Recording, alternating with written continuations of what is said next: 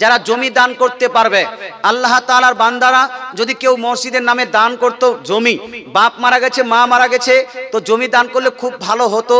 আর এই দানটা সব থেকে গ্রহণযোগ্য এই জন্য যে বুখারী শরীফ জিলদ নম্বর 1 হাদিস নাম্বার আপনার ৭৭৫ মধ্যে এক সাহাবীর নাম হলো সাদ বিন ওবাদা রাদিয়াল্লাহু তাআলা আনহু লিপিবদ্ধ আছে যে নবীজির দরবারে উপস্থিত হয়ে আরজ করলেন, ইয়া রাসূলুল্লাহ ইন্না উম্মি উফতুলিতাত, আমার মা তোফিয়াত, আমার মা ইন্তেকাল করে গেছেন, ওয়া আনা গায়িবুন আনহা, ইয়া রাসূলুল্লাহ হাবিবাল্লাহ, আমার মা যখন ইন্তেকাল করেন তখন আমি আমার মায়ের পাশে ছিলাম না, ইয়া রাসূলুল্লাহ ইয়ানফাউহা শাইকুন ইন তাসাদদাকতু বিহি আনহা, ইয়া রাসূলুল্লাহ আমার ওই মৃত মায়ের জন্য যদি আমি কিছু দান করি, সাদকা করি, খায়রাত করি, এই মৃত মায়ের কাছে সেই দান সাদকা খায়রাতের নেকি যাবে কি যাবে না? রাসূলুল্লাহ বলছেন নাম, অবশ্যই তোমার ওই মৃত মায়ের জন্য কোনো দান সাদকা খায়রাত যদি করো, এই দান সাদকা খায়রাতের নেকি তোমার মৃত মা পেয়ে যাবে। জোরে বলেন সুবহানাল্লাহ। এই সাহাবী নবীজির এই উত্তর শোনার পরে নবীজি সাল্লাল্লাহু আলাইহি ওয়াসাল্লামকে বলছেন, ইয়া রাসূলুল্লাহ ইন্নী উশহিদুকা, আমি আপনাকে সাক্ষী রাখছি, আমি আপনাকে গওয়াহ সাক্ষী রাখলাম, ইন্না হায়াতিল মিকরাব, হুজুর এই যে সামনে আপনি দেখছেন খেজুরের বাগানটি, এই খেজুরের বাগান গোটা বাগানটা আমি আমার মায়ের জন্য দান করে দিলাম। জোরে বলে সুবহানাল্লাহ, জোরে সুবহানাল্লাহ। ইমাম বুখারী রাদিয়াল্লাহু তাআলা আনহু এই হাদিসকে কেন্দ্র করে প্রমাণ করেছেন যে একজন মৃত ব্যক্তির জন্য, বাবা মায়ের জন্য জমি দান করা এটা হলো সাহাবীর সুন্নত, বাবা মায়ের জন্য গাছ দান করা এটা হলো সাহাবীর সুন্নত, বাবা মার জন্য ফল দান করা এটা হলো সাহাবীর সুন্নত, আর বাবা মার জন্য বাবা মার পক্ষ থেকে মানুষের আহারের ব্যবস্থা করা এটা হলো সাহাবীর সুন্নত। জোরে বলে সুবহানাল্লাহ। মুসলমান এই হাদিস থেকে, আচ্ছা বলুন তো, খেজুরের বাগানটা দান করলো মৃত মায়ের নামে, তো ওই খেজুরের বাগানটা, খেজুরের গাছ আছে কি নাই? যদি খেজুরের গাছ না থাকে খেজুরের বাগান কি করে হলো? আচ্ছা খেজুরের গাছ যখন খেজুর লাগবে কি লাগবে না? খেজুরগুলো যেগুলো লাগবে, গাছে লাগবে, ওগুলো কি ফেলে দিবে না মানুষকে খাওয়াবে? হানা বলুন, কে খাবে? মানুষ খাবে। তার মানে হলো ওই মৃত ব্যক্তির পক্ষ থেকে খাবারের আয়োজন, খেজুরের গাছ দিলে না, ওই গাছে আছে খেজুর, আর এই খেজুরটা খাওয়াবেন কাকে? মানুষকে। মানুষ খাওয়ার পরে পেট ভরে যেটা খাওয়ার পর যেটা আপনার নেকি হবে, সেই নেকিটা যাবে কোথায়? ওই সাহাবীর মায়ের কবরে। জোরে বলে সুবহানাল্লাহ। আচ্ছা আপনারা ভাবুন তো, বর্তমান আমাদের এলাকায় মেন খাদ্য হলো ভাত নাকি? আমাদের এলাকায় মেন খাদ্য ভাত, 2 নাম্বার হলো রুটি। নবীজির জামানায় মেন খাদ্য কি ছিল বাপ? 2 নাম্বার রুটি। 2 নাম্বার কি? রুটি। মেন খাদ্য রাসূলুল্লাহর জামানায় ছিল খেজুর, 2 নাম্বার হলো রুটি। আজকের যুগে মেন খাদ্য হলো আপনার ভাত।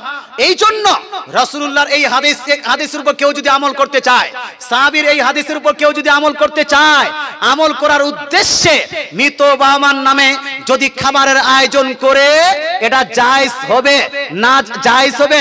সুন্নত হবে না বেদাত হবে ভাই? এই সুন্নত না বেদাত?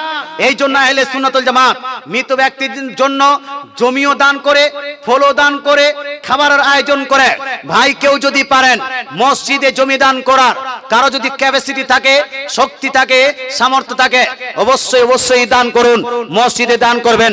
যতদিন পর্যন্ত মসজিদ থাকবে, যতদিন পর্যন্ত ওই জমি জায়গাটা থাকবে, ওই জমির টাকা মসজিদে যতদিন লাগবে, আপনার বাবা মা নেকি পৌঁছাতে থাকবে আপনার বাবা মার কবরে। তৎসঙ্গে যে দান করবে, শুধু বাবা মা নয়, যে দান করবে সেও নেকিটা পাবে। জোরে বলে সুবহানাল্লাহ। এমনটা নয় যে দান যার জন্য করা হয়েছে সে নেকি পাচ্ছে, যে দান করছে তারও নেকিটা হবে। যেমন আপনাকে বলি, মা বোনেরা যারা মৃত বাবার নামে, মৃত মায়ের নামে, মৃত স্বামীর নামে কোরআন শরীফ তেলাওয়াত করে, কোরআনের প্রত্যেকটা অক্ষরের বদলায় মৃত বাবার নামে 10টি করে নেকি লেখা হবে। কয়টি নেকি করে? 10টি করে নেকি লেখা হবে। আর যে পড়েছে ও কি ফাঁকা? ও ফাঁকা না, বরং যে পড়েছে তারও নামায় আমলে 10টি করে নেকি লেখা হবে। জোরে বলে সুবহানাল্লাহ। শুনুন, আপনাকে বলে দিই, কেউ যদি 1 খতম দেয়, 1 খতম কোরআন শরীফ পড়ে, কোরআন শরীফ পড়ার পরে বাবার নামে দিল, তো বাবার নামে আমলে গোটা কোরআন শরীফের 1টি অক্ষরে 10 নেকি করে লিপিবদ্ধ করা হবে। যে পড়লো তারও জন্য দোষ করে নেকি হবে। আচ্ছা বাবার সঙ্গে সঙ্গে মাকেও দিল ওই খতমটাই, তাহলে কত হবে? Half half. কত হবে? Half half. No half half নয়। মুসলমান আউলিয়া একরাম বলেছেন, সলফে সলেহিন বলেছেন, বুজুর্গানে দ্বীন বলেছেন, মুহাদ্দিসগণ বলেছেন, বরং এক খতম কোরআন শরীফ যদি বাবার নামে দে, মায়ের নামে দে, শ্বশুরের নামে দে, শাশুড়ের নামে দে, তো এক পোয়া করে নেকি পাবে না, বরং বাপকেও দেওয়া হবে এক খতমের সওয়াব, মাকে দেওয়া হবে এক খতমের সওয়াব, শ্বশুরকে দেওয়া হবে এক খতমের সওয়াব, শাশুড়িকেও দেওয়া হবে এক খতমের সওয়াব, আর যে পড়েছে সেও পাবে এক খতমের সওয়াব। বলে সুবহানাল্লাহ। নারায়ে তাকবীর, নারায়ে রিসালাত, মাশাআল্লাহ আলা হযরত মাওলানা মুফতি শামদানি সাহেব। কথা বোঝা গেল ভাই? আল্লাহর ঘরে আল্লাহর পাশে নেকির কোনো কমি। আচ্ছা জ্ঞান আমরা হুজুর কেমন করে এটা হয়? কেমন করে হয় এটা হানা বলুন না। 2 + 2 কত হয়? এই জোরে বলুন না। 4 শিখলাম আমি একজনকে শিখাবো 2 + 2 4। ওকে শিখালে আমার নলেজটা আউট না থাকবে? আচ্ছা ও আবার একজনকে দিল, থাকবে। আমি যদি 10 জনকে শিখাই 10 জনের কাছে থাকবে কি থাকবে না? জ্ঞান বিতরণ করে বাড়ে, তদ্রূপ নেকিও বিতরণ করে বাড়তেই থাকে। জোরে বলেন সুবহানাল্লাহ। সুতরাং আপনার লজিকে আপনার মাথায় আসুক বা না আসুক, অনেকগুলো মানুষ বলছে পণ্ডিতের বেটা পণ্ডিত বলছে কোরআন কি পড়ার জন্য, কোরআন বুঝার জন্য? হ্যাঁ, কোরআন কি মৃত ব্যক্তির জন্য পড়ার জন্য এসছে? কত পণ্ডিত! তার মানে কেউ কিছু বুঝিনি। এই পণ্ডিতের বেটা এখন 1400 বছর পরে এসে 1500 বছর বসে আছে, এই বেশি জ্ঞানী হয়ে গেল। আরে মৃত ব্যক্তির জন্য কোরআন পড়লে নেকি হবে না, একটা দলিল দাও না। আমরা তো ওয়াহাবিদেরকে চ্যালেঞ্জ করিবা, তুমি যা বলো। ওয়াহাবিরা আজকে বলে আল্লাহর আকার আছে, মুসলমান আজ থেকে নয় অনেক দিন থেকে আমাদের জানা চ্যালেঞ্জ থেকে গেছে, আল্লাহর আকার আকৃতি কেউ যদি একটা দলিল দিতে পারে, মুসলমান একটা দলিল দিলে 10 লাখ টাকার পুরস্কার। কথা বোঝা গেল? মৃত ব্যক্তির কাছে কোরআন পড়লে কোরআন পৌঁছাবে না। এটা কোন হাদিসে লেখা আছে? কোন হাদিসে লেখা আছে? রাসূলুল্লাহ বলছেন। একটা হাদিস শোনাই আপনাকে, বেশি দূরের হাদিস শোনাবো না।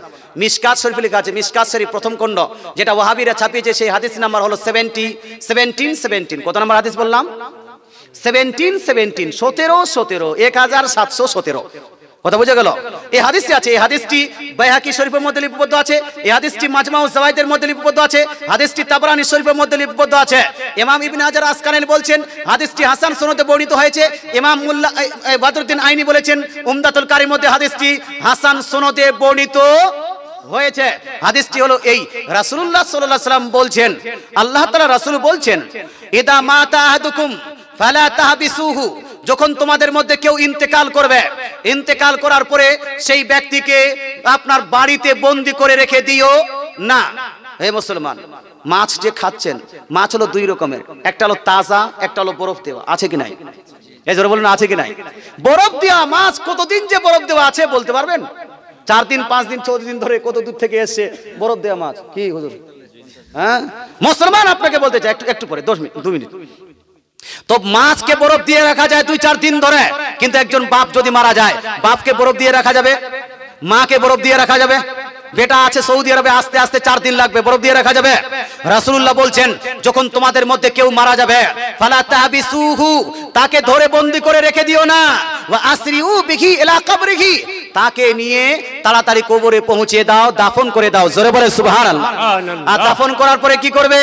ওয়ালি ইয়াকরা বিফাতিহাতিল কিতাব ইনদারাসি, আর তোমাদের উচিত দাফনের পরে তার মাথার পাশে এসে, মাথার দিকে এসে, দাফনের পর মাথার দিকে এসে সূরা ফাতিহা পাঠ করো, অথবা সূরা বাকারার প্রথম অংশ পাঠ করো। ওয়া ইনদা রিজলাইহি বিখাতিমাতিহা, আর তার ওই কি বলছে, তার পায়ের দিকে গিয়ে সূরা বাকারার শেষ অংশটি পাঠ করো। রাসূলুল্লাহ সাল্লাল্লাহু আলাইহি ওয়াসাল্লাম আপনার বলছেন, মৃত ব্যক্তিকে দাফন করার পরে সূরা ফাতিহা অর্থাৎ ফাতিহা পড়ো, সূরা বাকারা পড়ো। এবার এখন পণ্ডিতের বেটা পণ্ডিত লাগাও, ওই পড়াটা কি বুঝার জন্য করেছেন? বলুন না বাবা, ওখানে পড়াটা কি বুঝার জন্য? নো। মুসলমান আপনাকে বলতে চাই, যদি শুধু বুঝাটাই জরুরি হতো, পড়লে নেকি না হতো, পড়লে সওয়াব না হতো, পড়লে বরকত রহমত না হতো, তাহলে পড়ার দিকে কোনো হাদিস আসতো না, কোরআন বুঝার জন্য অবশ্যই এসেছে, আমি এটাকে অস্বীকার করছি না, কিন্তু শুধু বুঝলেই নেকি আর পড়লে নেকি নয়, এটা আপনি কোথায় পেলেন? রাসূলুল্লাহ তো বলছেন কোরআন বুঝো বা না বুঝো, কোরআনের একটি কেউ যদি অক্ষর পড়ে, মান করা হারফাম মিন কিতাবিল্লাহ ফালাহু বিহি হাসানা, নবী সাল্লাল্লাহু আলাইহি ওয়াসাল্লাম বলছেন কেউ যদি কোরআনের একটা অক্ষর পড়ে, বুঝে পড়ুক আর না বুঝে পড়ুক, একটি অক্ষর পড়লে এক নেকি হবে, ওয়ালা হাসানাতু বিআশরি আমসালিহা, আর এক নেকি হবে 10 নেকির সমতুল্য। জোরে বলেন সুবহানাল্লাহ, জোরে বলেন সুবহানাল্লাহ। রাসূলুল্লাহ বলছেন লা আকুল আলিফ লাম মিম হারফুন, আমি বলছি না যে আলিফ লাম মিম একটি অক্ষর, বরং আলিফুন হারফুন, লামুন হারফুন, মিমুন হারফুন। তিরমিজি শরীফ হাদিস, তিরমিজি শরীফ জিলদ নাম্বার 2 হাদিস নাম্বার 3158, ইমাম তিরমিজি বলেছেন হাসা হাদিসুন হাসানুন সহিহুন, হাদিসটা হলো হাসান এবং সহিহ হাদিস। রাসূলুল্লাহ বলছেন আলিফ লাম মিম এটা হলো 3টি অক্ষর, আলিফ একটা অক্ষর, লাম একটি অক্ষর, মিম একটি অক্ষর। রাসূলুল্লাহ বলছেন কেউ যদি আলিফ লাম মিম পড়ে, আলিফ লাম মিম পড়ার কারণে 30 খানা নেকি হবে। জোরে বলেন সুবহানাল্লাহ। আচ্ছা, পৃথিবীর একটা মাস্টার দেখান তো, একটা ডাক্তার, একটা মৌলবি দেখান তো যে আলিফ লাম মিমের অর্থটা বলে দিবে, আছে কেউ? আলিফ লাম মিমের অর্থ কেউ জানে না? তো আলিফ লাম মিমের যদি অর্থ না জানে, বুঝে যদি নেকি না হতো হুজুর, তাহলে আলিফ লাম মিম পড়লে কোনো নেকি হতো? হ্যাঁ, বিনা বুঝে কোরআন পড়লে যদি নেকি না হয়, তাহলে আলিফ লাম পড়ে কোনো নেকি হবে? হবে না, ওর হিসাবে হয় না।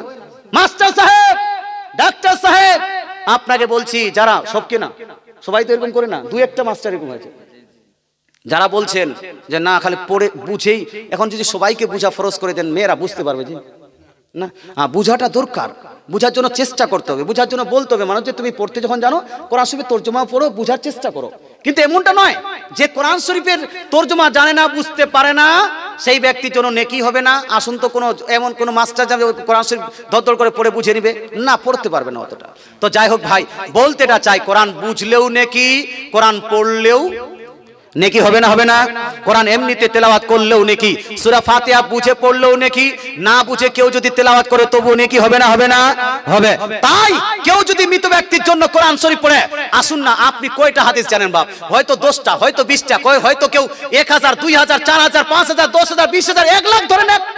গোটা বিশ্বের মধ্যে এমন মুহাদ্দিস পাবেন না এখন বর্তমান যে 1 লাখ হাদিস জানে না। 1 লাখ হাদিস জানওয়ালা নাই পৃথিবীতে, 1 লাখ হাদিসের জ্ঞানী গোটা পৃথিবীতে নাই।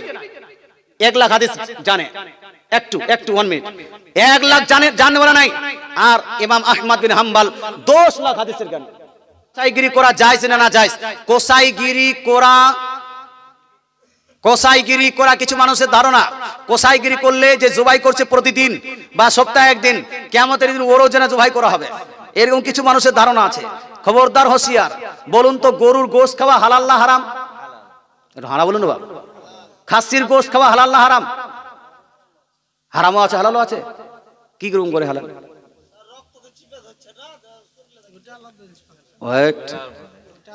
এটা বলতে পারতেন যে জবাই করলে হালাল আর জবাই না করলে হারাম। হ্যাঁ, এটা বলতে পারতেন কমসে কম। হ্যাঁ, জবাই করলে হালাল আর জবাই না করলে, যারা বলুন না, হারাম না হালাল। তাহলে ওই যে কোসাই ব্যক্তি, ও ভালো কাজ করলো না খারাপ কাজ? হারাম বলুন না।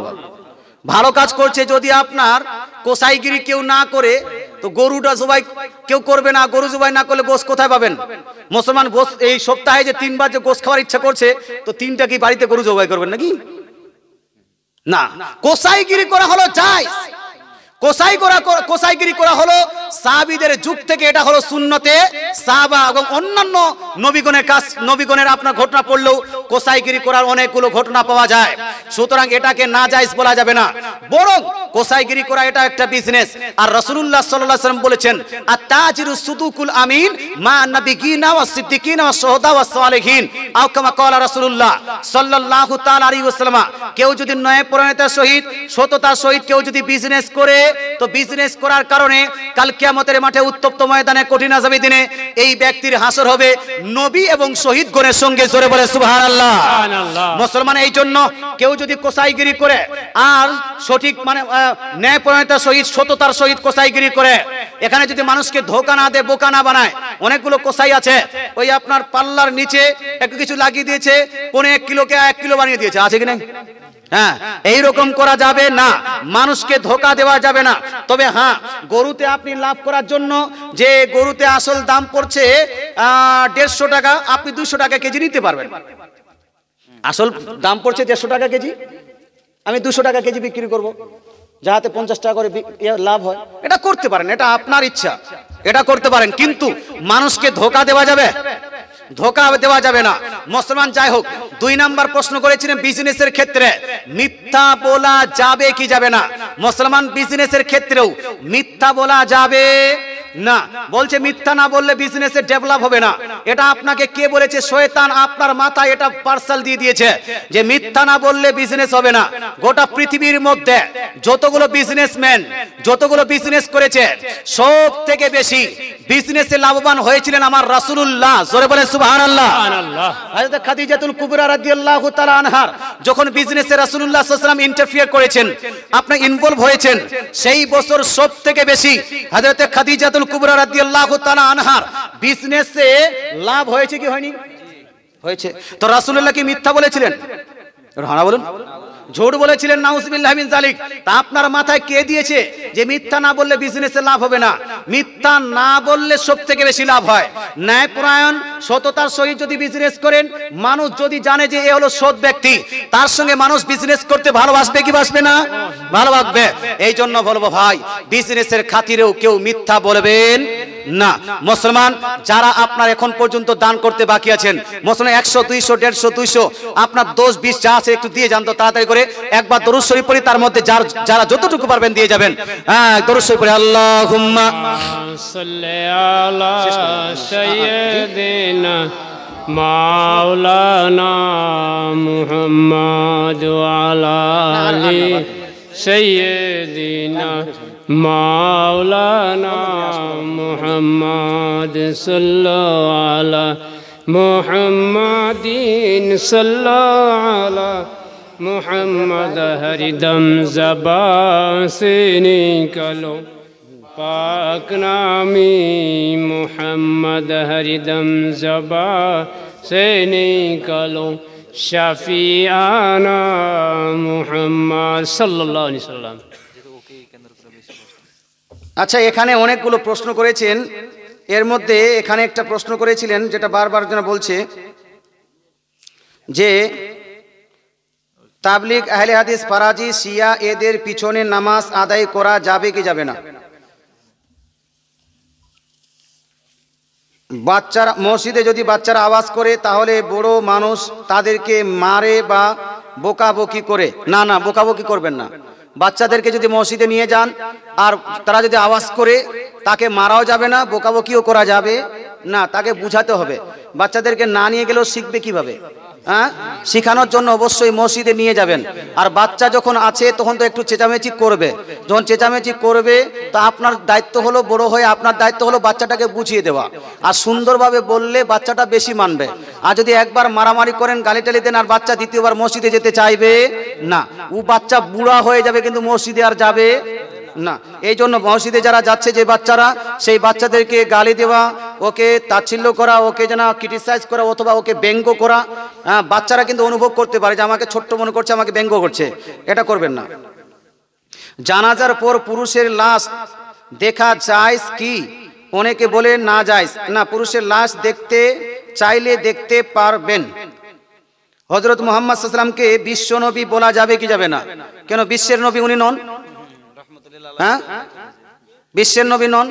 অনেকগুলো মানুষ আছে যারা বিশ্বের নবী বলা। আচ্ছা, আমি যদি বলি মক্কার নবী, মদিনার নবী, তার মানে কি হবে যে শুধু মক্কার নবী? হ্যাঁ, আমরা বলেন আমিনার লাল, বলি কি বলি না? তার মানে কি শুধু আমিনার লাল? শুধু আমিনার লাল? আমরা বলি মাদিনী নবী, মক্কি কিয়ামত, মাদানী কিয়ামত, মাদানী বলি কিনা? মাদানী মানে কি মদিনার নবী। তার মানে কি শুধু মদিনার নবী উদ্দেশ্য করে কেউ? হ্যাঁ, মদিনাতে জন্মগ্রহণ করেছেন এই জন্য মদিনার নবী। মক্কাতে জন্মগ্রহণ করেছেন এই জন্য মাক্কি নবী বলি, মদিনাতে হিজরত করেছেন এই জন্য মাদানী নবী বলি, বলি কি বলি না? হ্যাঁ, হযরত আমিনা রাদিয়াল্লাহু তাআলা আনহার ঘরে জন্মগ্রহণ করেছেন এই জন্য আমিনার লাল বলি। হ্যাঁ, তার মানে এটা নয় যে যারা এটা বলছে তার কোনোদিনই উদ্দেশ্য হয় না শুধু মক্কা শুধু মদিনার, এরকম হয় না। না আমাদের নবী বলি কি বলি না? বলি কি বলি না? আচ্ছা আমাদের বলতে কি মানুষ? আচ্ছা নবীজি গাছপালার নবী ছিলেন কি ছিলেন না? জোরে বলেন না বাবা। পশু পাখির নবী ছিলেন কি ছিলেন না? তা আমাদের নবী কেন বললেন আপনি? আমাদের নবী কেন বললেন? তো এই যে বাংলাদেশে কিছু বক্তার মাথায় ঢুকে গেছে বিশ্ব নবী বললে শুধু বিশ্বের নবী মেনশন হয় না, এই কথাটা ধারণা ভুল। বিশ্বের নবী বলছি আমরা এই জন্য, যেমন মাক্কি বলছি কারণ মক্কায় জন্মগ্রহণ করেছেন, মাদানী বলেছি মদিনায় জন্মগ্রহণ করে মদিনায় আগমন করেছেন, তদ্রূপ বিশ্বের বলছি এই জন্য যে হুজুর সাল্লাল্লাহু আলাইহি ওয়াসাল্লাম বিশ্বে আগমন করেছেন। জোরে বলেন সুবহানাল্লাহ। বিশ্বে আগমন করেছেন, রাহমাতাল লিল আলামিন তো হন, কেউ এটাকে অস্বীকার করে না। বিশ্ব নবী যখন বলে তখন কারো এটা মাথায় আসে না শুধু বিশ্ব, শুধু বিশ্ব মাথায় আসে। এই জন্য নবীকে বিশ্ব নবী বলতে কোনো সমস্যা নেই। যদি বিশ্ব নবী বলা না যায় তাহলে আমাদের নবীও বলা যাবে না, মাক্কি নবীও বলা যাবে না। মেরা নবী মেরা নবী মেরা নবী হে, তো মেরা নবী কেন? তোমার একাই নবী নাকি? হ্যাঁ, তো মেরা নবীও বলা যাবে না, তেরা নবীও বলা যাবে না, হ্যাঁ কিছুই বলা যাবে না। তো এটা ব্রেনটাকে একটু ক্লিয়ার করুন। হ্যাঁ, এমনটা নয় যে সুন্নি আলিম কেউ বললে যে ওর কথাটা মেনেই নিতে হবে, ওই যে ঠিক বললো না, কারো মিস্টেক হতেই পারে। হ্যাঁ, এখানে যারা ওটাকে বলছে বিশ্বনবী বলা যাবে না, শুধু একটা জ্বলনে বলেছে যে ওয়াহাবিরা এটা বেশি বলে, এই জন্য জ্বলনে বলে দিয়েছে বিশ্বনবী বলা যাবে না, আর কোনো অন্য কোনো উদ্দেশ্য নেই। যাই হোক, হ্যাঁ তবে কেউ যদি এটা বলে যে বিশ্বনবী বলতে শুধু বিশ্বর নবী, শুধু বিশ্বের নবী কেউ যদি মেনশন করে তাহলে এটা এই হিসাবে বলা যাবে না। রাসূলুল্লাহকে শুধু বিশ্বের নবী বলা যাবে না, নবী হলেন কুল কায়নাতের নবী। জোরে বলে সুবহানাল্লাহ। মুসলমান, আল্লাহর যত মাখলুকাত সমস্ত মাখলুকাতের নবী হলেন মুহাম্মদ সাল্লাল্লাহু তাআলা আলাইহি ওয়াসাল্লাম। এই হিসেবে কেউ যদি শুধু বিশ্ব বলে মাথায় যদি থাকে ওর যে শুধু বিশ্ব, তাহলে এই আপনার হিসেবে নবীকে বিশ্ব নবী বলা যাবে না।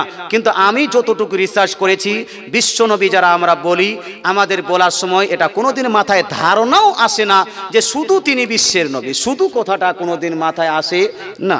আল্লাহ তাআলা বুঝার তৌফিক দান করুন, বলেন আমিন। আচ্ছা, ডক্টর জাকির নায়েক, মিজানুর রহমান আজারি, আব্দুল খালেক, সৈয়দপুরি, ব্রাদার মুজাফফর, এরা হচ্ছে গোস্তাকে রসুল, এদের কি আওয়াজ শোনা যাবে? আচ্ছা, গোস্তাকে রসুল আপনি তো আগে হুকুম লাগিয়ে দিলেন। মুসলমান যদি যারা এদের হোক বা অন্য কোনো, যদি কোনো ব্যক্তি আহলে সুন্নাতুল জামাতের অনুসারী না হয়, যদি কারো আকীদা আহলে সুন্নাতুল জামাতের বিরোধী হয়, যদি কারো আকীদা কোরআন হাদিস বিরোধী হয়, কোরআন হাদিস বিরোধী একটা আকীদা বলে দিই, নবী আল্লাহ তাআলার জন্য আকার বিশিষ্ট মানা, আল্লাহকে দেহ বিশিষ্ট মানা, এটা হলো কোরআন হাদিস বিরোধী আকীদা। নবী মৃত, যেমন এই যে আব্দুর রাজ্জাক বলেছে নবী কবরে মৃত আছে, এটা হলো কোরআন হাদিস বিরোধী, কোরআন হাদিস বিরোধী আকীদা। মুসলমান, তদরূপ মিজানুর রহমান আজারি বলছে নবী লিখতে জানতেন না, পড়তে জানতেন না, আলিফ বা তাসা জানতেন না। বুখারী শরীফ প্রথম খণ্ড হাদিস নাম্বার 2666, কত নাম্বার বললাম? 2699। কত নাম্বার হাদিস বললাম?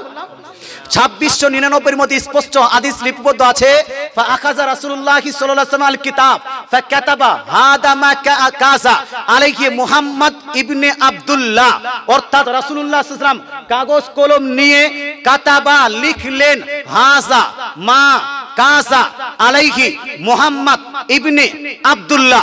রাসূলুল্লাহ নিজেই এত বড় একটা সেন্টেন্স লিখলেন, এখানে মুহাম্মদ রাসূলুল্লাহ নিজের নাম লিখেছেন, নিজের বাপের নাম লিখেছেন, নিজের নাম লেখা এটাকে সিগনেচার বলা হয়। হানা বলুন না বাবা, নবীজি সিগনেচার দিয়েছেন। রাসূলুল্লাহ এত বড় বড় সেন্টেন্স লেখার পরে কোন ব্যক্তি যদি বলে নবী নিরক্ষর, আক্ষরিক জ্ঞান রাখতেন না, জ্ঞান নাই, তার আলিফ বা তাসা জানতেন না, বলুন তো এই ব্যক্তির বক্তৃতা শোনা যাবে? সে যত বড় ডাক্তার মাস্টার নায়ক খলনায়ক হয়ে যাক না কেন, মুসলমান এদের বক্তৃতা শোনা যাবে না। মুসলমান, এই ব্রাদার তো অনেক অসংখ্য এর ভুল আছে, একটা দুটো ভুল নয়। মুসলমান, এই ব্রাদার ওই হওয়ার আগে আমাকে 6-7 বার আমার সঙ্গে ডিবেট হয়েছে। কতবার? 6-7 বার ডিবেট হয়েছে, একবারও ভিডিও দিতে পারিনি ও ইউটিউবে। কথা বোঝা গেল? রিসেন্ট দ্বিতীয় বছর 2 বছর আগে এই আপনার ভগবানগুলো আমার ওর সঙ্গে একটা ডিবেট হয়েছিল দরুদ শরীফকে কেন্দ্র করে। মুসলমান আপনাকে বলতে জিততে পারেনি, বরং ওই ডিবেটের কারণে আপনার বোলপুরের একটা ছেলে ওর কাছে প্রভাবিত হয়ে আহলে হাদিসের লিডার হয়ে গোটা বোলপুরকে যেন ধ্বংস করছিল। ওই ডিবেটে ছিল, ওই ডিবেটটা দেখে আলহামদুলিল্লাহ আমার কাছে সুন্নি হয়ে গেছে। জোরে বলে সুবহানাল্লাহ। কথা বুঝে গেল? এর অনেকগুলো ভুল আছে, একটা দুইটা ভুল নয়। এই এতগুলো অপবাদ দিয়েছে। বুখারীর মধ্যে খুঁজে বুখারী প্রসঙ্গে বলছে মাদ্দা সাউতাহু, এই হাদিসটাকে বুখারীর উপর মেনশন করে দিয়েছে, অথচ বুখারীতে এই হাদিস নেই, বুখারীর উপর অপবাদ। আমি কালকে একটা ভিডিও দেখলাম, এই ভিডিওতে বলছে মান তারাকা সালাতান মুতাআম্মিদা ফাকাত কাফার, এই হাদিসটাকে মুসলিমের মধ্যে বলেছে। এটা হলো সহিহ মুসলিমের উপর অপবাদ। সহিহ মুসলিমে এই হাদিস নাই। এ আপনার বলেছে হানাফি মাযহাবে মেয়ের সঙ্গে জিনা করা যায়, অথচ এটা হানাফি মাযহাবের উপর এত বড় অপবাদ যে এই রাহুলকে যদি জুতা পিটা করে জুতার মালা পরে গোটা পশ্চিম বাংলায় ঘুরায় তবু এর গুনাহটা কমবে না। ফতোয়া আলমগীরিতে নাকি লেখা আছে নিজের মেয়ের সঙ্গে জিনা করা যাবে। এই মুর্শিদাবাদে আছে কেমন? আমার পাশে হলে তো ওকে আমি যারা জেলখানাতে ঢুকাতাম। কথা বোঝা গেল? তার মানে হানাফি মাযহাবে বেটির সঙ্গে জিনা করা যায়। নিজের মাযহাব নিজের মতটাকে প্রচার করার জন্য, হানাফি মাযহাবকে বদনাম করার জন্য আছে। জি তুমি ইউটিউব দেখো ফতোয়া আলমগীর থেকে দেখছে যে আপনার লিঙ্গ আপনি হয়েছে, মশলাই বুঝে না। মুসলমান ওখানে মশলা হলো বিবাহ ভাঙবে কি ভাঙবে না স্ত্রীর সঙ্গে। এত বড় একটা অপবাদ, এত বড় একটা জেনা করার পরে কেউ যদি জেনা করে নিজের বেটির সঙ্গে, স্ত্রীর সঙ্গে বিবাহটা ভাঙবে কি ভাঙবে না, মশলাটা হলো এই। আর করেছে কি যে হানাফি মাযহাবে বেটির সঙ্গে জেনা করা যায়। নাউজুবিল্লাহি মিন যালিক। এত বড় এটা অপবাদ দিয়েছে। আস্তাগফিরুল্লাহ। এত বড় কানা বহিরা যে এর অপবাদের কোনো শেষ নাই। আল্লাহ তাআলা বুঝার তৌফিক দান করুন। সুতরাং এইরকম কোন জাহিল মূর্খ অজ্ঞ এদের কোনো বক্তৃতা শোনা যাবে না। কিছু মানুষ আছে আবার মসজিদের জালসা তো 2-3টা মসজিদ সম্পর্কে প্রশ্ন আছে, এখন আর করিয়েন না, আমি বক্তৃতা শেষ করি। 2-3টে ছোট কথা, যেমন ধরুন কেউ নামাজ পড়ছে তার সামনে দিয়ে যাওয়ার নিয়মটা কি? জি আচ্ছা, প্রশ্ন উত্তর সেশন বন্ধ করি, মানে আমার অনেক টাইম হয়ে গেছে। যাই হোক, আমি যেটা বলছিলাম সেটা হলো এই যে হাদিস শরীফের মধ্যে এটা আছে যে ইন্না হাযাল ইলমা দীনুন ফানজুরু আম্মান তাখুযুনা দীনাকুম, নিশ্চয় এই জ্ঞানটার উপর ইসলামিক ধর্মটা নির্ভর করছে। সুতরাং যার কাছে জ্ঞান অর্জন করছো তাকে আগে ভালো চেক করে নাও। যদি কোরআন হাদিস মোতাবেক কেউ কথা বলে, কোরআন হাদিসের পক্ষে কথা বলে, তাকে তার বক্তৃতা শুনতে কোনো সমস্যা নাই। কিন্তু কোরআন হাদিসের বিরুদ্ধে কারো যদি আলোচনা যায়, কারো যদি বক্তৃতা যায়, তার আলোচনা বক্তৃতা শোনা যাবে না। কিন্তু আজকালকার এটা বিবেচনা করা হচ্ছে না। আজকালকার এটা বিবেচনা করা হচ্ছে কে বেশি টাই পড়ে, কে বেশি এডুকেটেড, কে বেশি, কার কাছে বেশি ডিগ্রি আছে, এইটা দেখে যারা বক্তৃতা শুনছেন। আল্লাহ তাআলা আমাদের বুঝার তৌফিক দান করুক, আমল করার তৌফিক দান করুক, আহলে সুন্নাতুল জামাতের উপর প্রতিষ্ঠিত থাকার তৌফিক দান করুক, বলেন আমিন। এই বলে বক্তৃতা আমি ইতি টানছি। বক্তৃতার মাঝে বলতে গিয়ে কষ্ট তো কাউকে না কাউকে লাগতেই পারে। মুসলমান এই জন্য যার কে কষ্ট লেগেছে, যদি আমার বক্তৃতায় কেউ কষ্ট পেয়ে থাকেন তাহলে ক্ষমা প্রার্থী। আর যদি কোরআন ও হাদিসে কোনো রকম ত্রুটি করে থাকি তাহলে আমি তওবা পড়তেছি, আস্তাগফিরুল্লাহ রাব্বি মিন কুল্লি জামবি ওয়া আতুবু ইলাইহি, লা ইলাহা ইল্লাল্লাহু মুহাম্মাদুর রাসূলুল্লাহ সাল্লাল্লাহু তাআলা আলাইহি ওয়া আলিহি ওয়া সাল্লাম, ওয়া মা আলাইনা ইল্লাল বালাগ। আসসালামু আলাইকুম ওয়া রাহমাতুল্লাহি ওয়া বারাকাতুহু। আসুন একটু নবীজির প্রতি দাঁড়িয়ে সালাম জানাই, ইয়া নবী সালাম।